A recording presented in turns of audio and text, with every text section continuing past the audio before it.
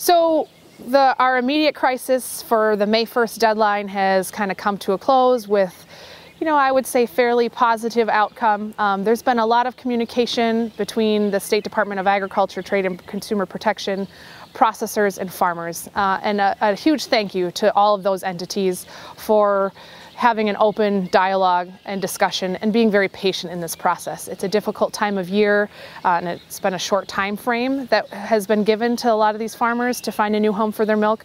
So farmers are ready to get back to farming as of May 1st. So we have the immediate crisis is over, but there is still a conversation that needs to be had for the future and long-term look at Wisconsin's dairy industry and how this situation has really prompted a lot of discussion and questions on where do we go moving forward. We're encouraging our farmers and our processors and the milk haulers and the lending community to have open and frequent dialogue with one another to make sure that all parties who are part of the dairy industry are really talking to one another and making sure that they are, the right hand and the left hand are really communicating.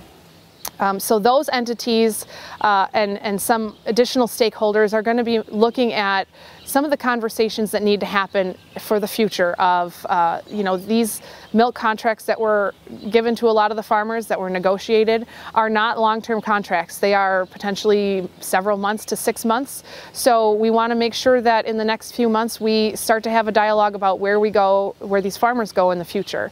We don't want to wait until we get to that 4 to 6 month mark for these farmers. We want to start that conversation now. So once the dust settles here, we'll bring those stakeholder groups together and we'll start having those conversations to look at the future.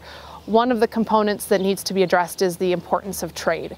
Wisconsin's dairy industry is very good at what they do, but they rely heavily on the export market. 90% of the milk that's produced in Wisconsin leaves the state's borders, and one of those main areas is export markets. So we need to make sure that our export markets are consistent and reliable so that our dairy processors have a place to go with their product ultimately. So small changes that happen in both the fluid market as well as changes in the export market have a really big ripple effect all the way down to the dairy farmers. So we need to make sure that we provide a little bit more consistency for our farmers so that when things get tough again, we have an action plan and we can quickly and effectively address those issues.